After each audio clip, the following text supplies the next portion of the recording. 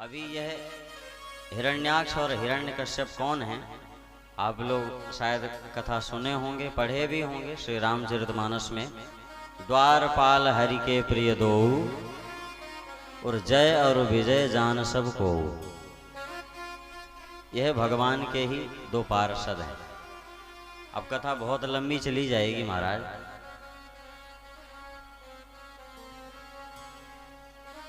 हर कथा के पीछे फिर से कोई न कोई कथा छिपी रहती है।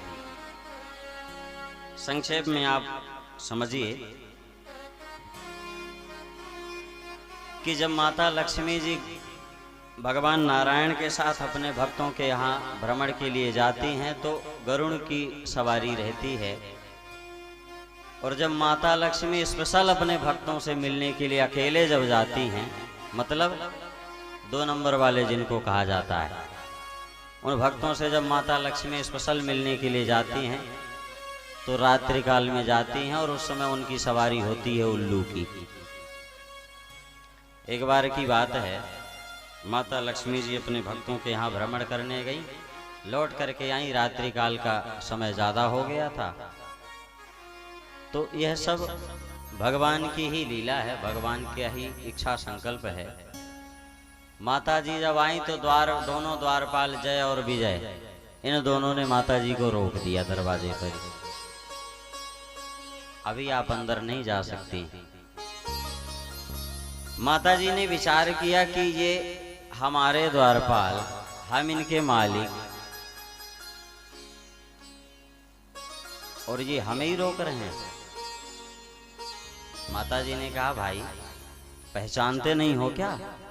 रात्रि काल के समय में कुछ समझ में नहीं आ रहा है क्या? अरे बोले हम पहचान रहे हैं, आप माता जी हैं। फिर बोले आप अभी नहीं जा सकती हैं। क्यों? बोले भगवान हमारे शयन कर रहे हैं, उनकी शयन में विक्षेप होगा, व्यवधान होगा। अब इन दोनों ने माता जी को अंदर जाने नहीं दिया। माता जी तो अब आग बबूली हो चुकी थी। माता जी बाहर जैसे तैसे सुबह 4 बजे तक का समय बिताई, और जैसे ही 4 बजे, अब भगवान जब सो रहे हो तब तो कुछ लेट लपेट हो, अब भगवान 4 बजे बाहर आए जम्हाई लेते हुए। अरे देवी आप बाहर खड़ी हैं, अंदर नहीं गई?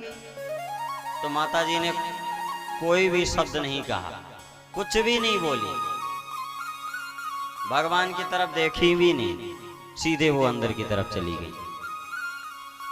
अंदर जाकर के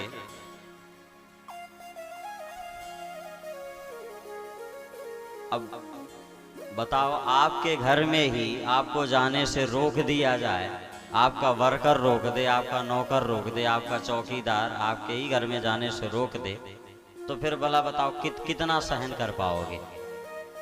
तो अब माता जी जाकर के गुस्से में बैठी भीतर। भगवान नारायण ने 2-4 बार पूछा, देवी बात क्या है यह तो बताओ। तो माता जी ने कहा कि सबसे पहले इन दोनों को यहां से हटाओ,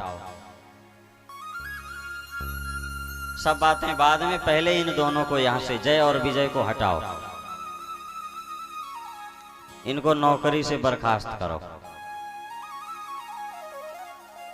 भगवान नारायण ने कहा, बात क्या हुई ये बता दो। अरे बोले सबसे पहले इनको हटाओ, इनको भगाओ। भगवान नारायण ने कहा, देखो देवी, यदि हम आपके कहने पर इन दोनों को भगा देते हैं तो हमारी बहुत अपकीर्ति फैलेगी, बड़ा जग में हंसाई होगी कि देखो नारायण ने अपनी पत्नी के कहने पर इतने वर्षों से सेवा में तत्पर रहने वाले दोनों द्वारपाल जय और विजय को भगा दिया।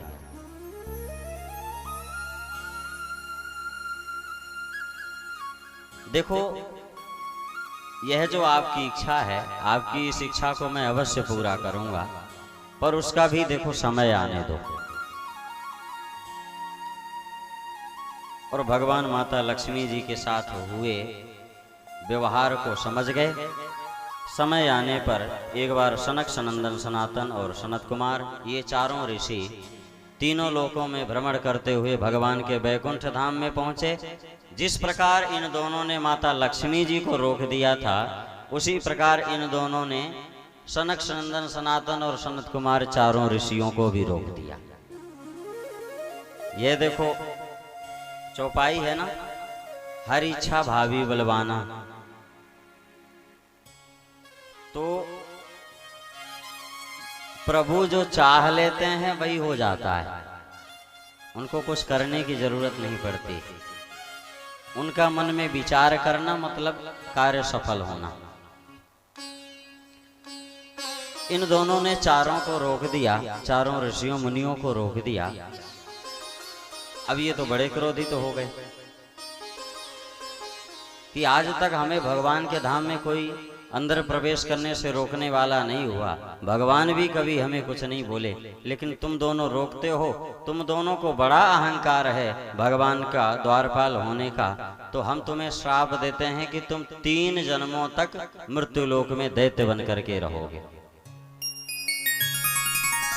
अब देखो, अभी तक इतनी बात बहस हो रही थी, तब तक भगवान बाहर नहीं आए, और जैसे ही उन मुनियों ने इन दोनों को श्राप दिया, सोई भगवान बाहर दरवाजे पर आ गए। इससे हमें 2 बात समझनी चाहिए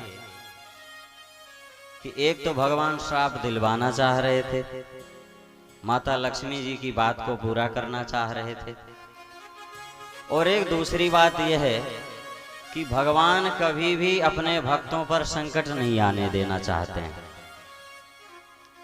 भगवान के द्वारपाल हैं, और जाने कितने वर्षों से, कितने जन्मों से भगवान के द्वारपाल बने हैं। तो अब आप अनुमान लगाओ कि क्या भगवान को इनसे प्रेम नहीं होगा, अपने द्वारपालों से प्रेम नहीं होगा। और ये तो भगवान के परम भक्त हैं, भगवान से रहा नहीं गया, और भगवान आकर के दरवाजे पर खड़े हुए। क्या हुआ, अब इन ऋषियों को, इन्होंने जब भगवान को देखा तो इन्हें बड़ा पश्चाताप हुआ, प्रभु हमसे अनर्थ हो गया। क्या बोले, हम अंदर प्रवेश करना चाहे, इन दोनों ने हमें रोक दिया, तो हमें क्रोध आया और हमने इन्हें श्राप दे दिया। क्या बोले, तुम 3 जन्मों तक मृत्युलोक में दैत्य बन करके रहोगे। और प्रभु हमसे यह बड़ा अनर्थ हुआ है, हमें इसका बड़ा पश्चाताप है। भगवान ने कहा, कोई बात नहीं, मम इच्छा कह दीन दयाला, यह भी मेरी ही इच्छा है। भगवान बोले, अपने उन दोनों द्वारपालों को डरे सहमे से देख करके भगवान ने कहा, देखो जय और विजय, मैं तुमसे अनन्य प्रेम करता हूँ, तुमको मैं अपने आप से अलग कभी भी नहीं कर सकता हूँ, और ना कभी होने दूंगा। यह तो हमारी ही इच्छा थी कि पृथ्वी, अब देखो बैकुंठ में बहुत दिन हो गए, तो हमारी इच्छा यह थी कि पृथ्वी लोक में चल करके कुछ दिन लीलाएं की जाए। तो दोनों ने कहा कि प्रभु, जब लीला में हमें सहयोगी ही बनाना था तो वैसे ही बोल देते, चल करके लीला कर लेते। ये सापा सापी, ये 3 जन्मों तक फंसाने की क्या जरूरत थी। तो महाराज, ये हिरण्याक्ष और हिरण्यकश्यप दोनों भगवान के ही द्वारपाल हैं, और भगवान इनसे इतना प्रेम करते हैं। भगवान ने कहा कि देखो, तुम दैत्य तो बनोगे, पर दैत्य बनने के बाद भी तुम्हें मेरी स्मृति बनी रहेगी, किसी भाव से सही। भाव कुभाव अनखाल सहु, नाम जपत मंगल दिशि दसहु, किसी भी भाव से सही तुम्हें मेरी स्मृति बनी रहेगी, तुम मेरा स्मरण करते रहोगे। तो आप देखें कि हिरण्याक्ष नाम के दैत्य को भगवान की स्मृति रही कि नहीं रही, और हिरण्याक्ष का भाई हिरण्यकश्यप, इसको भी अब स्मृति रहेगी कि नहीं रहेगी, ये आप अभी कथा में सुनेंगे।